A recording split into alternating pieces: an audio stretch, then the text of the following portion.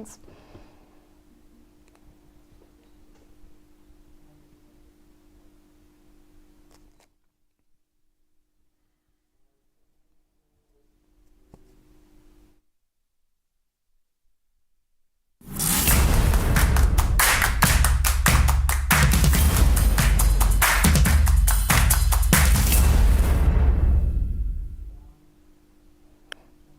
Good afternoon and welcome back to Buzz. I'm Lois Watts with your 12 o'clock news. Here are your headlines for today. Residents are evacuated from Iford Bridge Home Park following a flood warning. A new homelessness strategy has been announced for Bournemouth. Dorchester Town reached the Dorset Senior Cup final. And Ryan speaks for the first time as a Bournemouth player. Iford Bridge Home Park has been evacuated after another night of heavy rain and stormy weather. This has been the second warning issued by the Environmental Agency for residents living near the Stour River. Bournemouth, Christchurch and Poole Council have launched a draft of their homelessness and rough sleeping strategy. There has been a 70% reduction in emergency accommodation use in the last 6 months. Councillor Matthew Gillett explains the importance of prioritised funding and tackling the issue further. If there was more funding, I think you would be able to tackle some of the remaining 30%. The weak point isn't the funding for homelessness, but the weak point is the funding for health and adult social care to assist people who are on the streets. Today is International Lego Day and people of all ages are taking part in the fun. In Bournemouth, the Magna Care Centre is building an owl out of Lego in celebration. Lego advertises its age range as being from 4 years to 99 years with your mindset that you're never too old to play.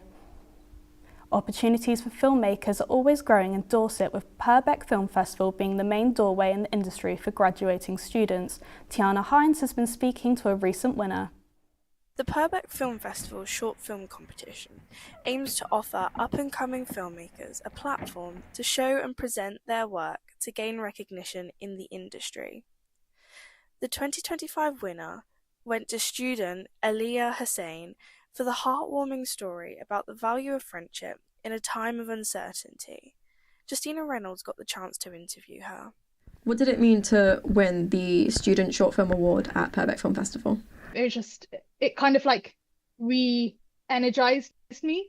I was struggling in my course that I'm doing now as well, and like we won that festival and I was sort of like, me and like my team, we came back with like a confidence. We were just like, okay, we've won a festival, we can do stop motion, we can do model making. It's a really nice thing.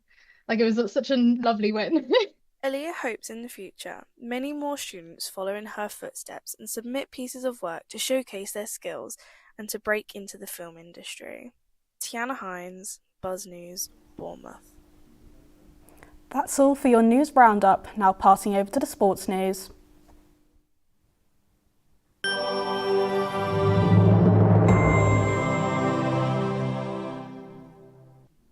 Hello, I'm Rowan Fox and this is your sports news.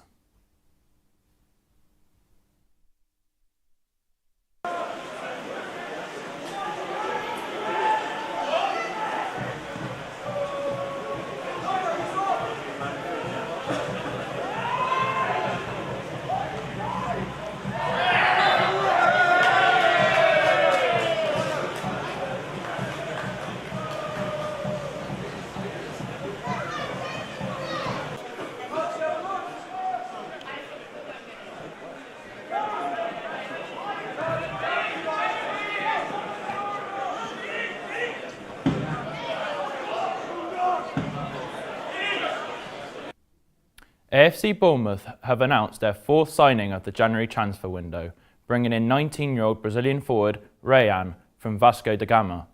He joins for a reported fee of £30 million. Ryan is looking forward to the opportunities the club can offer. Estou muito feliz, muito honrado de estar aqui. É projeto esportivo que fizeram para mim, muito feliz. É clube que desenvolve talentos, então estou muito feliz de estar aqui. Espero dar muita alegria para a torcida. The Brazilian joins the Cherries in a crucial part of the season, where their injury list is 8 names long. This is on top of leading goalscorer Antoine Semenyo departing the club to join Manchester City. Vasco da Gama journalist Bruno Marito says Bournemouth was the ideal club for Rayan.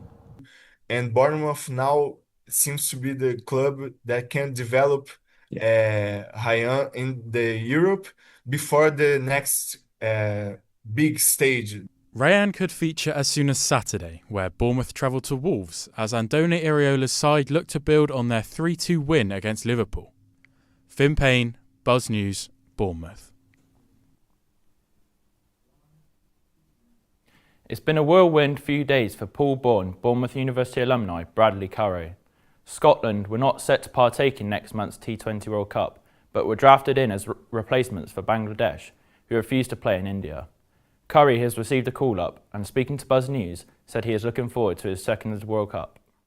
Yeah, it's obviously a dream come true to be playing in a World Cup. To have my second one is even better. I feel a little bit of revenge is needed. I owe it to the World Cup. So the last one I played in, I got injured. And obviously the boys were so close last time. So from a personal note, there's obviously that real hunger to put that wrong right and hopefully try and get out the group stage this time. Bournemouth fan Curry was at the dramatic win against Liverpool on Saturday when he got the call to confirm his inclusion in the squad.